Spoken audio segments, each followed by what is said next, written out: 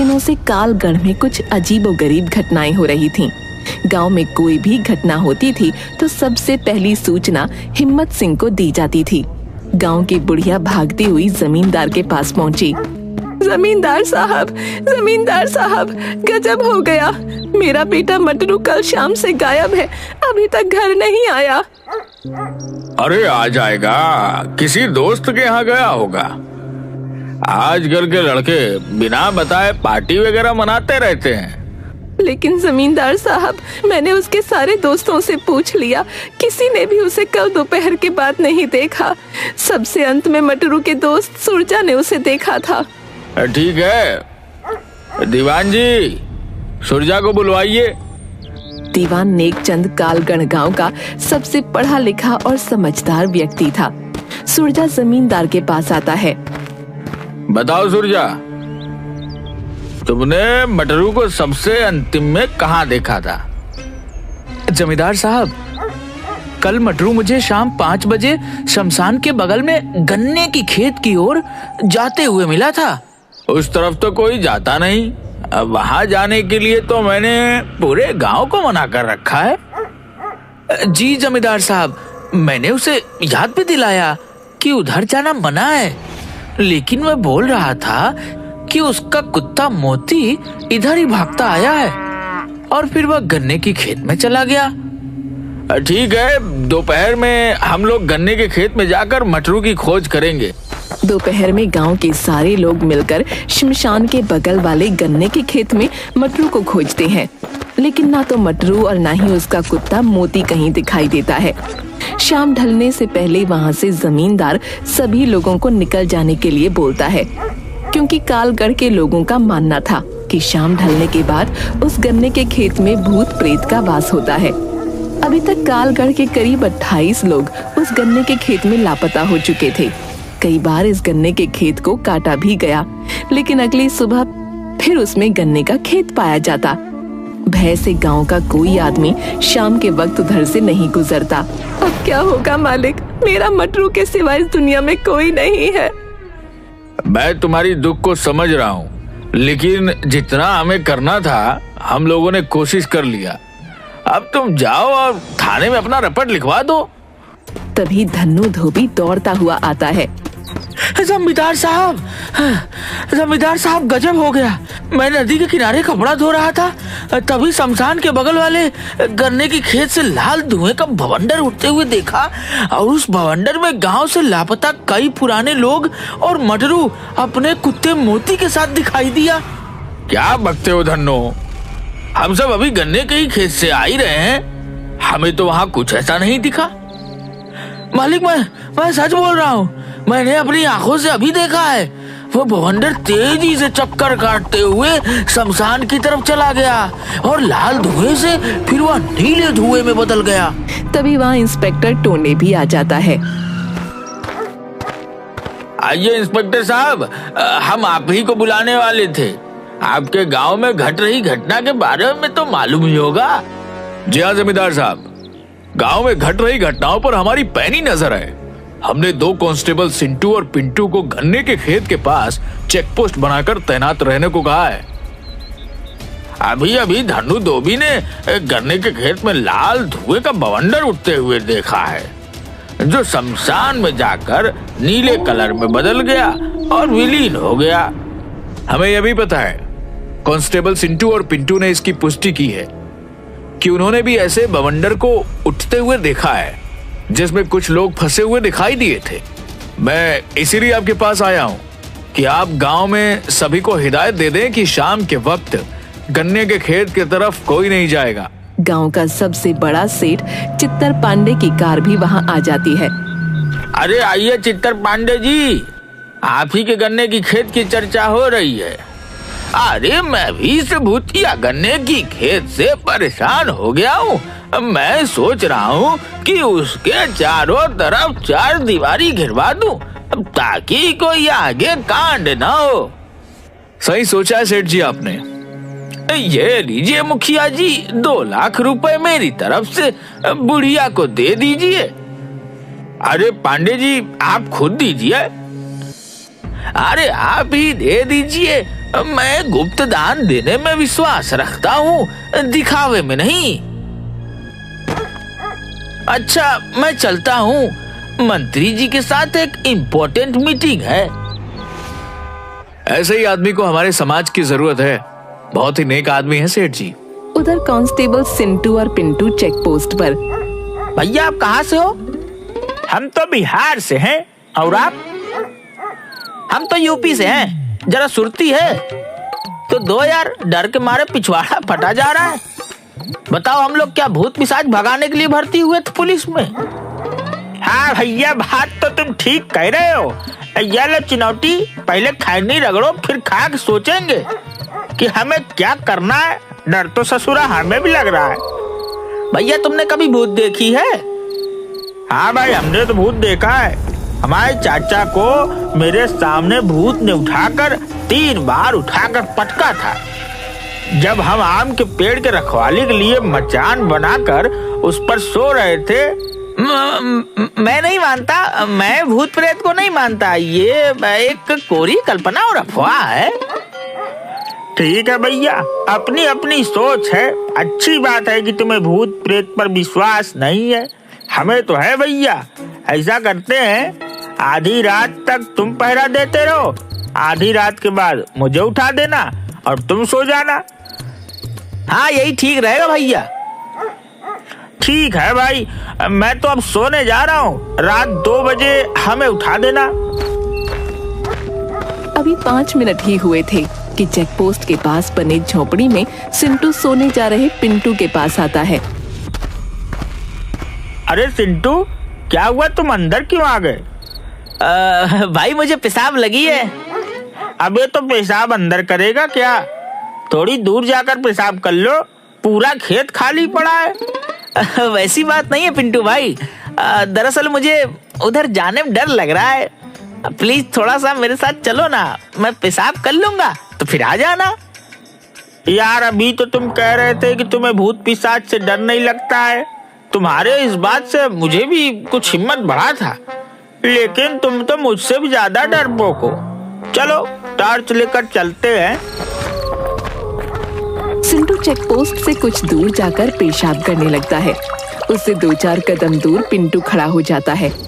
अचानक वहाँ से एक काली बिल्ली सिंटू के पैरों से टकराती हुई दूसरी ओर खेत में भाग जाती है। सिंटू डर के मारे उछलकर पिंटू के ऊपर चढ़ जाता है। भैया बचाओ बचाओ, मेरे पैरों से भूत टकराया अभी। अबे वो काली बिल्ली थी, मैं भी उसे टॉर्च की रोशनी में खेत में जाते हुए देखा है। चल उतर जा। नहीं भैया, भूत है। अभी मेरे पैरों में टकराया है। मुझे भूत से बचा लो। मैं अपने पत्नी का इकलौता पति हूँ, उसका क्या होगा? वो विधवा हो जाएगी, बचा लो। तभी आकाश में अचानक बिजली चमकती है और बादल गरजने की आवाज के साथ सिंटू और डर जाता है। भूत भूत! अरे उतर, मुझ पर क्यों दिया मुँह? सारा वर्दी खराब कर दी तूने। चल झोपड़ी के अंदर चल। सॉरी भैया, वो बादल की आवाज और डर से मेरी सुसु निकल गई। भैया, हनुमान चालीसा पास रखते हो क्या? भूत पिशाच निकट नहीं आवे, महावीर जब नाम सुनावे। दोनों कांस्टेबल चेक पोस्ट के पास बने झोपड़ी के अंदर चले जाते हैं और एक ही खटिया पर दोनों सोने की कोशिश करने लगते हैं, लेकिन डर के मारे दोनों को नींद भी नहीं आ रही थी। तभी एक बार फिर बादल गरजता है और हवा से झोपड़ी के ऊपर रखा टीन नीचे गिर जाता है। सिंटू भूत भूत करते हुए खटिया से उठकर बाहर भाग जाता है। उसके पीछे पीछे पिंटू भी भागता है। अरे सिंटू, किधर जा रहा है? रुक रुक जा मेरे भाई। तुम भी जल्दी भागो वहाँ से, भूत है वहाँ। भूत! मैं जा रहा हूँ थाने में, तुम भी भागो वहाँ से। पर मेरे भाई, गांव तो इधर है, उधर तो गन्ने का खेत है, उधर नहीं जाना। प्लीज लौट आओ, मेरी बात मानो, मेरी आवाज सुन रहे हो ना? लेकिन सिंटू डर के मारे पिंटू की एक बात नहीं सुनता और गन्ने के खेत की ओर भाग जाता है। पिंटू थक हार कर थाने लौट आता है और इंस्पेक्टर टोंडे को सारी घटना बताता है। सुबह में सभी लोग कांस्टेबल सिंटू को खोजने गन्ने के खेत में जाते हैं। लेकिन सिंटू का कहीं अता पता नहीं मिलता। इंस्पेक्टर साहब, आपने बोला था कि हमने 2 कांस्टेबल सुरक्षा के लिए गन्ने के खेत के पास लगा दिए, लेकिन अब तो कांस्टेबल भी गायब हो गया। अब क्या किया जाए? जमींदार साहब, मेरी बात मानो, अब हमें औघड़ों की मदद लेनी होगी। तब पता चलेगा कि इस गन्ने के खेत का राज क्या है। पिछले 12 साल में मिलाकर 30 आदमी और पता नहीं कितने जानवर इस गन्ने के खेत में गायब हो चुके हैं। शमशान से एक औघड़ को बुलाया जाता है।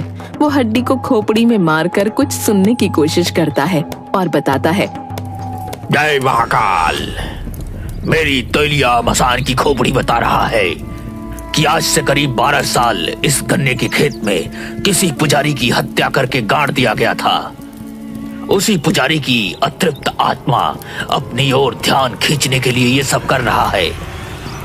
हमारे गांव में आज तक किसी पुजारी की हत्या तो नहीं हुई है।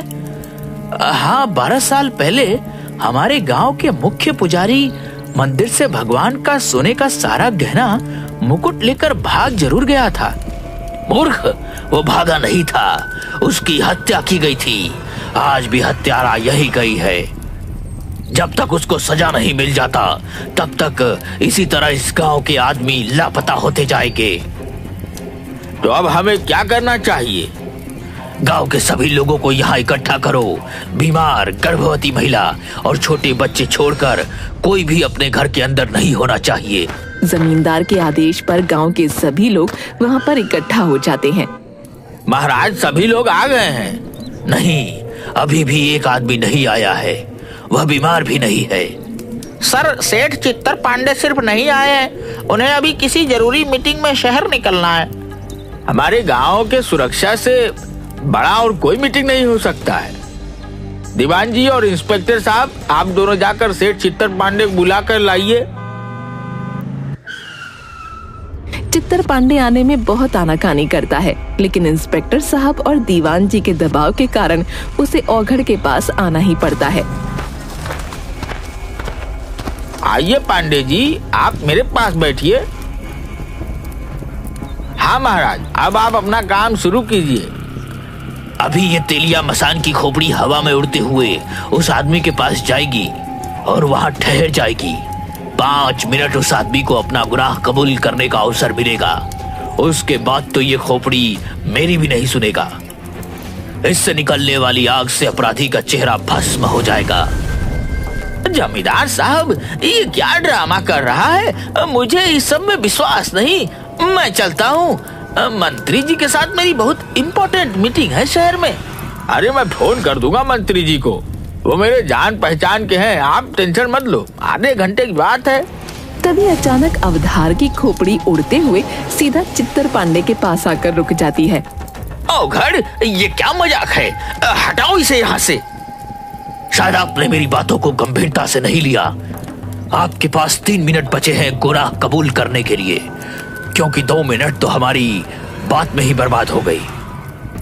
हाँ, मैं ही पुजारी की हत्या का अपराधी हूँ। रोको इसे, मैं मरना नहीं चाहता। 12 साल पहले जब मैं मंदिर से सोने और गहने और मुकुट की चोरी करके भाग रहा था तो पुजारी ने मुझे देख लिया था और मेरे पीछे पीछे इस गन्ने के खेत में पहुंच गया, जहाँ मैं गहने को मिट्टी में छुपा रहा था। मैंने उससे विनती की, लेकिन वो नहीं माना, तो मैंने उसे गला दबाकर मार दिया और वहीं उसकी कब्र खोद दी। कुछ दिन बाद उन सोने के आभूषणों को बेचकर सेठ चित्तर पांडे बन गया। इंस्पेक्टर साहब, देख क्या रहे हैं? इस दुष्ट को हिरासत में लीजिए। कांस्टेबल पिंटू टोने का इशारा मिलते ही तुरंत सेठ चित्तर पांडे को पकड़कर हथकड़ी लगा देता है। तभी गन्ने के खेत में एक बवंडर उठता है और गांव वालों के सामने अघोर की अग्नि में पंडित की श्रापित आत्मा आ जाती है।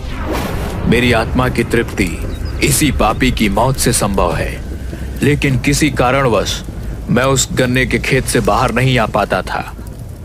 मुझे माफ कर दो पंडित जी, मुझे अपने किए का पछतावा है। तेरी वजह से मैंने इन बेकसूर गांव वालों को अपनी कैद में रखा हुआ है। तेरी मौत से इनकी मुक्ति संभव है। पुजारी जी, कोई और विकल्प दीजिए। किसी की मौत से आप संतुष्ट कैसे हो सकते हैं? चुप करो तुम सब। मेरी मौत को रहस्य बताकर शानो शौकत की जिंदगी जी रहा है, लेकिन अब नहीं। उसके बाद पुजारी की आत्मा अपने तेज तर्रार नाखूनों से चित्तर पांडे का गला पकड़ उसे हवा में लटका देती है और थोड़ी देर में ही उसको मार डालती है। इसके बाद आत्मा वहाँ से गायब हो जाती है। मुक्ति, मुक्ति। और एक के बाद एक करके 30 आदमी और कई मवेशी उड़ते हुए आकर औघड़ के पास गिरते हैं और सभी सुरक्षित अपने अपने परिजनों से मिल जाते हैं। औघड़ के कहने पर उस गन्ने के खेत को जलाकर पुजारी जी की याद में एक बड़ा सा मंदिर बनवा दिया जाता है।